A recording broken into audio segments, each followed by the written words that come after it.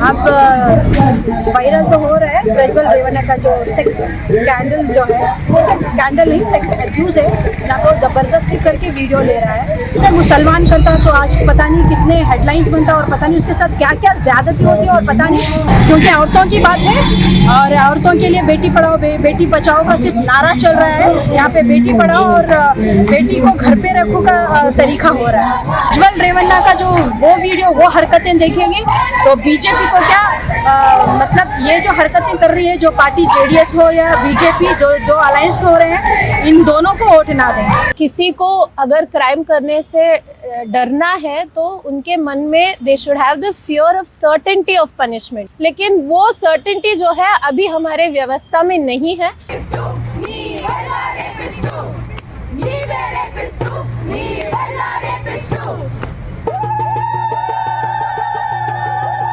अब वायरल तो हो रहा है प्रज्वल रेवन्ना का जो सेक्स स्कैंडल जो है, वो सेक्स स्कैंडल नहीं, सेक्स अब्यूज है ना, तो जबरदस्ती करके वीडियो ले रहा है। अगर सेक्स स्कैंडल होता तो औरतें उनकी मर्जी से जाती, यहाँ पे जो है उसने ज़बरदस्ती फोर्सबली औरतों के साथ जो है वीडियो बनाया है, और वो भी 3000। और इस तरीके के आदमी को अभी तक वो देश के बाहर है, उसे लाए नहीं, उसे सज़ा दे नहीं रहे। तो अगर मुसलमान करता तो आज पता नहीं कितने हेडलाइंस बनता और पता नहीं उसके साथ क्या क्या ज्यादती होती है और पता नहीं उसकी वजह से सारी कम्युनिटी के ऊपर पता नहीं कितनी सारी बातें सुनना पड़ता। अगर ये सेक्युलर कंट्री में इतना हिंदुज़म चल रहा है तो पता नहीं आगे क्या होगा। जो इस तरीके की सरकार जो है, एक सेक्युलर जो संविधान है हमारा, उसको एक रिलीजन, एक मजहबी तरीके से लेके जा रही है, उसको जो इस तरीके की जो संवैधानिक जो कंट्री है उसको एक रिलीजियस बनाने में, एक कम्युनिटी के ऊपर टारगेट करते जा रहे हैं। तो हमने ऐसे बहुत सारे प्रोटेस्ट किए हैं जिसमें इम्पैक्ट हुआ है और आगे भी करेंगे। सिर्फ ये अभी शुरुआत है, बैंगलोर में तो हो रही है शुरुआत।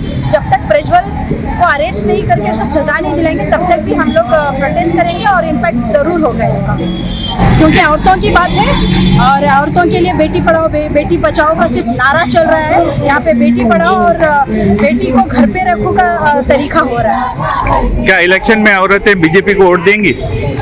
मुझे लगता है कि अगर प्रज्वल रेवन्ना का जो वो वीडियो, वो हरकतें देखेंगे तो बीजेपी को क्या मतलब ये जो हरकतें कर रही है, जो पार्टी जेडीएस हो या बीजेपी, जो अलायंस को हो रहे हैं, इन दोनों को वोट ना दें और ऐसे लोगों को प्रमोट ना करें और ऐसे पार्टियों को जैसे जल्द से जल्द जो है ना, इनको बैन कर दिया जाए। कानून का स्ट्रिंजेंट होना एक्चुअली क्राइम रेट को कम नहीं करेगा।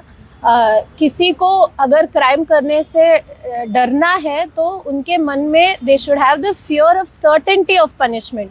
They should know for sure कि अगर मैं ये करूँगा या करूँगी तो सज़ा ज़रूर होगी, लेकिन वो सर्टेनिटी जो है अभी हमारे व्यवस्था में नहीं है, तो उसके लिए काम करना पड़ेगा। बहुत सालों से विमेंस ऑर्गेनाइजेशंस इस पे काम करती आ रही हैं, ह्यूमन राइट्स ऑर्गेनाइजेशंस करती आ रहे हैं, लेकिन चेंज बहुत स्लो है।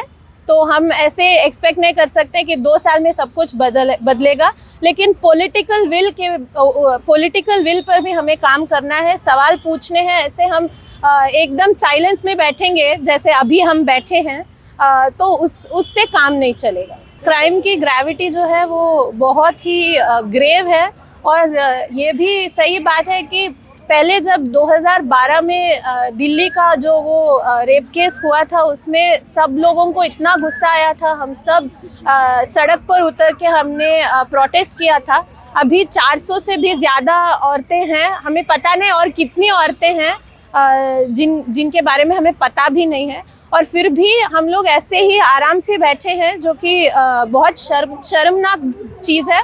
और मुझे लगता है कि इस केस के बारे में जितनी चर्चा होनी चाहिए, जितनी गुस्सा हमें देखना है, उतना शायद हम नहीं देख रहे हैं। और वजह हमें पता है, क्योंकि ये इतने पावरफुल फैमिली से हैं और इतना कास्ट कैपिटल है इनके पास, इतना मनी पावर है इनके पास। तो ये और पेट्रियार्की के बारे में तो हम सब जानते ही हैं। तो इन चीज़ों को ध्यान में रखते हुए इट मेक सेंस कि हम लोग बोलना भी नहीं चाहते और हमें लग भी नहीं रहा है कि ये इतना बड़ा एक मामला है।